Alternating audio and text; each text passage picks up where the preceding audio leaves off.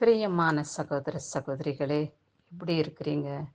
கிறிஸ்துவின் நாமத்தினாலே நீங்கள் நன்றாயிருப்பீர்கள் என்று நான் விசுவாசிக்கிறேன். அவருடைய மகிமுள்ள நாமத்தை தொழுது கொள்கிற நாம் ஒருபொழுதும் வெட்கத்துக்குட்படாதபடி, சாத்தான் தீங்கில் அகப்படாதபடி கர்த்தர் நம்மை அனுதினமும் பாதுகாத்து கொண்டு வருகிறார். அவருடைய பரிசுத்த நாமத்துக்கு கொடான கொடி ஸ்தோத்திரம்.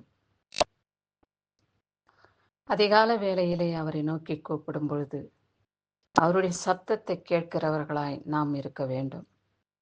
அவருடைய சத்தத்துக்கு செவி கொடுக்கக்கூடிய இருதயமாய் நம்முடைய இருதயம் அவரோடு கூட இணைந்திருக்க வேண்டும். அப்பொழுதுதான் அவர் பேசும் பொழுது நமக்கு இருதயம் உணர்த்தும், தேவன் நம்மோடு பேசுகிறார். இந்த வார்த்தை சாத்தானுடைய வார்த்தை, இந்த வார்த்தை தேவனுடைய வார்த்தை என்று பகுத்தறிவை கர்த்தர் நமக்கு கொடுத்து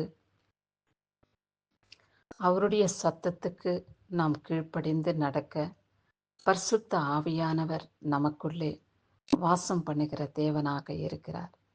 அவருடைய வல்லமுள்ள கரம் நம்மளை தாங்குகிறது. அவருடைய மகிமுள்ள கரம் நம்மளை ஏந்தி கொள்கிறது. அப்படியாக ஆண்டவரே, நம்முடைய மகிமுள்ள கரங்களினாலே என்னை தாங்கி என் கரங்களை பிடித்து நீர் வழிநடத்துகிற தயவுக்காக உமக்கே கொடான கொடி ஸ்தோத்திரம். இனி வரும் கொடூரமான காலங்களிலும் நேரங்களிலும் கூட உம்முடைய மகிமுள்ள கரம் என்னை தாங்கட்டும்.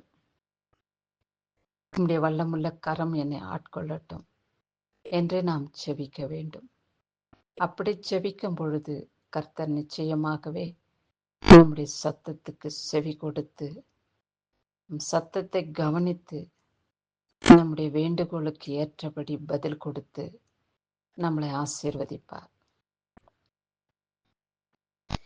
இதோ இந்த நாளிலே கர்த்தர் நமக்கு என்ன வார்த்தை கொடுத்திருக்கிறார் என்று நாம் பார்ப்போம். சங்கீதம் 37 அதிகாரம் 4வது வசனம். கர்த்தரிடத்தில் மனமகிழ்ச்சியாயிரு, அவர் உன் இருதயத்தின் வேண்டுதல்களை உனக்கு அருள் செய்வார் என்று சொல்லப்பட்டுள்ளது. நாம் கர்த்தரிடத்தில் எப்பொழுதும் மகிழ்ச்சியாக இருக்க வேண்டும்.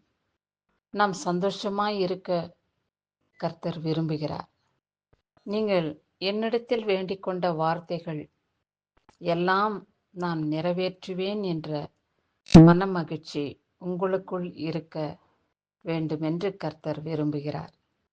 ஆம் ஆண்டவரே, என்னுடைய வாழ்க்கையிலே நீர் செயல்படுத்துகிறதான ஒவ்வொரு காரியங்களும் நான் வேண்டிக் கொள்கிறதான விண்ணப்பத்தையும் நீர் நிறைவேற்றுவீர் என்ற மனமகிழ்ச்சி எனக்குள் இருக்கிறபடியினாலே உமக்கே கொடான இருக்கும் பொழுது வேதனை நம்மளை தொடாது, துக்கம் நம்மளை துன்பப்படுத்தாது. நாம் கவலையோடு இருக்க ஒரு சமயமும் ஏற்படாது. இதற்காகத்தான் கர்த்தர் என்னிடத்திலே நீ மனமகிழ்ச்சியாயிரு என்று சொல்லியிருக்கிறார்.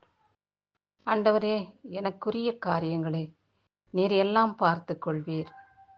நான் உம்மிடத்தில் கேட்டுக்கொண்ட ஒவ்வொரு விண்ணப்பத்தின் சத்தத்தை நீர் கேட்டு பதில் கொடுக்கிறீர் என்ற மனமகிழ்ச்சி எனக்குள்ள இருக்கிறபடியினாலே உம்முடைய பரிசுத்த நாமத்துக்கு கொடான கொடி ஸ்தோத்திரம் என்று அவருக்கு துதி செலுத்தக்கூடியவர்களாய் நாம் எப்பொழுதும் அவருடைய சன்னிதானத்திலே நிலைத்திருக்க முற்படுவோம். இருதயத்தில் வேண்டுதல்களை உனக்கு அருள் செய்வேன் என்று சொன்ன வார்த்தை நம்ம வாழ்க்கையிலே நிறைவேறும். நாம் எதெல்லாம் கர்த்தரிடத்தில் கேட்கிறோமோ அதையெல்லாம் கர்த்தர் நம்ம வாழ்க்கையில செயல்படுத்துவார். உடனே செயல்படுத்த நமக்கு இயலவில்லையே, உடனே கர்த்தர் நமக்கு செயல்படுத்தவில்லையே என்றெல்லாம் நீங்கள் சிந்திக்க கூடாது. அதன் நேரத்திலே அந்த சமயத்திலே கர்த்தர் நேர்த்தியாய் செயல்படுத்த வல்லவராயிருக்கிறார். உம்முடைய இருதயத்தின் யோசனைகள் எல்லாம் எனக்கு தெரியும். என் மகனே, என் மகளே, உன் வேண்டுகோளை நான் அறிந்திருக்கிறேன். உன் சத்தத்தை நான் கேட்டிருக்கிறேன்.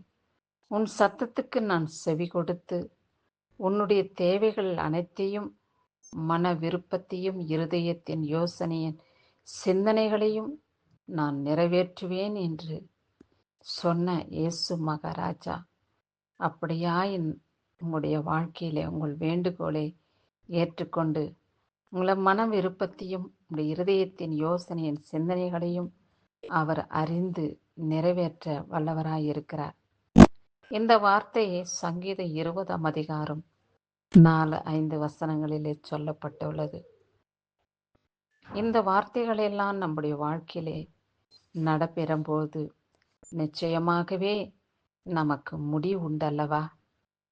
முடிவு உண்டு என்று சொன்ன தேவன் அதை முடித்து காட்டுகிற ராஜாவாக கட்டளை நம்முடைய வாழ்க்கையில பிறப்பிக்கப்படும்.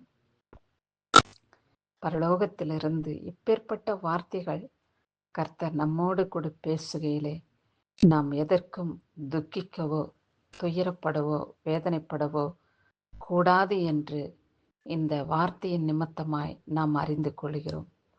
ஆமாண்டவரே, என்னோடு கூட நீர் இருக்கிறீர் என்ற மனமகிழ்ச்சி என் இருதயத்தை சந்தோஷப்படுத்துகிறது என்று அவருக்கு நன்றி செலுத்துவோம். இந்த நாளிலே பிறந்த நாளையும் திருமண நாளையும் காண்கின்றவர்களை கர்த்தர் ஆசீர்வதிக்கவே ஆசீர்வதித்து காத்து கொள்வாராக.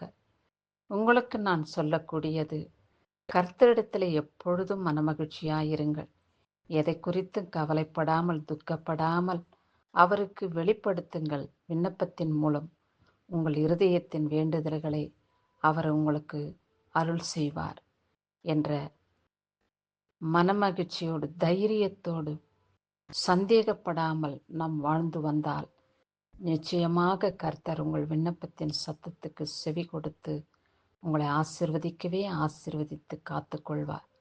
இன்னும் பல ஆண்டுகள் பிறந்த நாளையும் திருமண நாளையும் கொண்டாடும்படியான பாக்கியத்தை உங்களுக்கும் உங்கள் குடும்பத்திற்கும் அருள் செய்வார். கிறிஸ்துவுக்கே சதா காலங்களிலும் மகிமை உண்டாவதாக.